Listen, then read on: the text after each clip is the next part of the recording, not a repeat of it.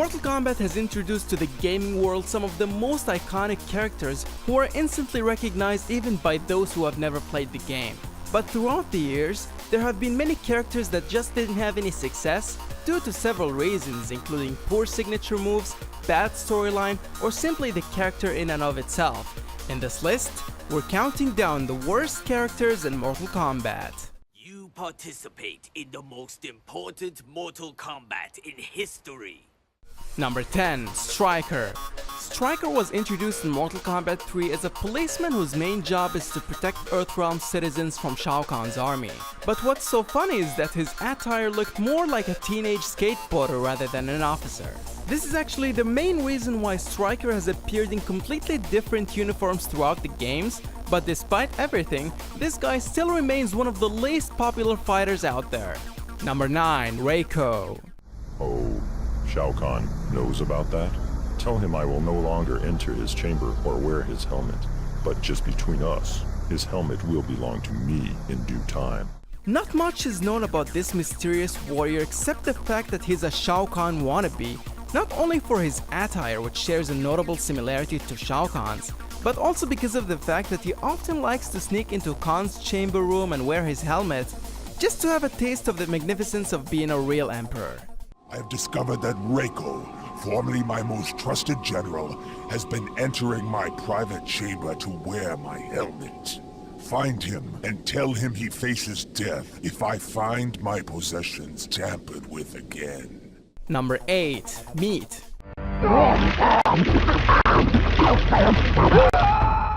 Many argue whether Meat should be considered an actual character because he only served as the model used for characters who are skinned alive from fatalities in MK4. But the fact of the matter is that he was given an entire storyline in MK Armageddon, but for some reason, not much effort was put into his signature moves, which are mostly borrowed from other characters, making him one of the flattest and most boring fighters to choose from. Number 7. Shujinko. I am Shujinko, champion of the Elder Gods. I am searching the realms for artifacts that will aid in the fight against evil. My quest has led me here. Despite being the main protagonist of Mortal Kombat Deception, Shujinko is one of the least popular combatants out there. This comes as no surprise, since he got bamboozled more than all other characters combined. As an adventurer, Shujinko traveled the realms and learned the combat skills of many warriors, but at the same time, his ego drove him into making many mistakes, such as helping agents that are members of the Brotherhood of Shadow Clan and acting like a mercenary at times. But all these mistakes really pale in comparison to when he unknowingly and foolishly served the Dragon King Onaga by bringing together the lost Kamidogo from the 6 realms. For now, I will take these artifacts you have so dutifully collected for me. I am afraid they will not make it into the hands of the Elder Gods after all.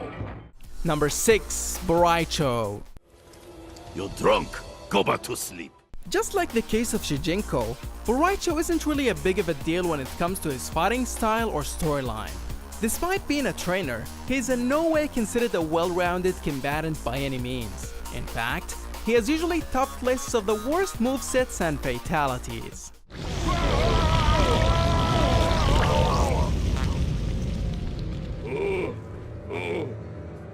Oh, that's a stinky one. Boraicho wins. Fatality. Number 5. Kano. If you look at Kano for the first time, the closest character that you'd associate him with is the Terminator, thanks to his eye implant. But the reality is that Kano's look doesn't really fit his personality, since he isn't even close to being the badass assassin that the Terminator is, and that is for several reasons. First, Kano's recurring rivalry with Sonya Blade and the Special Forces doesn't work in his favor whatsoever. I mean, getting your ass handed to you by a woman every single time you fight her just doesn't make sense, especially for a leader of a major clan. Besides, Kano's usually depicted as a backstabbing criminal who's willing to ally himself with anybody for just money. You know Melina's location. And a whole rebel army. It's gotta be worth at least 50. Number 4. Baraka. When Shao Kahn discovers that our assault has failed, our punishment will be severe. The problem with Baraka and the entire Tarkatan race is that they've all got the role of servants despite their large numbers and impressive superpowers. According to the storyline, the Tarkatans populate the vast wastelands of Outworld, but yet their loyalty has always been committed to Shao Kahn, the same tyrant who conquered and invaded their lands. But at least he passed down his throne to a half-Tarkatan Melina after his demise at the hands of the Elder Gods. How dare you! I succeed Shao Kahn by his decree! Succeed him you have, but Outworld demands new leadership. Number 3. Mavado. I am Mavado of the Red Dragon Clan in Earthrealm. Our organization is stockpiling red coins for use in covert activities. Despite being one of the most prominent members of the Red Dragon, Mavado is the only character that does not possess any supernatural abilities, making him one of the weakest villains in the game. In fact, even his signature weapons are actually borrowed from Cabal, a more superior member of the same clan. Number 2. Shang Tsung.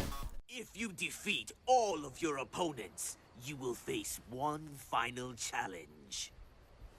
Me. A powerful deadly sorcerer who served as the final boss in the original Mortal Kombat, Shang Tsung appeared to be the baddest villain of them all. They even placed him after the almighty Goro in the original game. But as the story of Mortal Kombat progressed with the release of later installments, we got to learn more about his storyline and background, which revealed that he's just another minion of Shao Kahn. Even his most unique ability of absorbing souls to rejuvenate himself was granted to him by the same leader who eventually drained all the souls from him as a punishment for failing to win the tournament. Number 1. Quan Chi. You will serve me in the Netherrealm.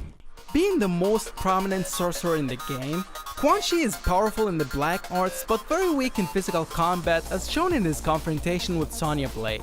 But Quan Chi isn't just weak, he's also a thief, an instigator, and a betrayal all at the same time. After all, he's the one who stole Shinnok's amulet to travel between the realms, revived the Dragon King Onaga, and has betrayed his only trusted partner Shinnok in more than one occasion.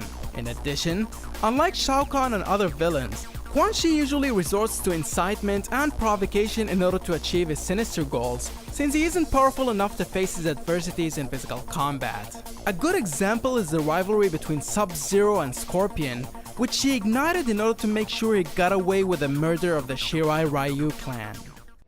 I created Scorpion from Hasashi's soul after he died. We observed the agreement. The letter, not the spirit. You are owed nothing. Did I leave out a character that you despise? Let us know in the comment section below. For more, make sure to like the video and subscribe to Game Illusion.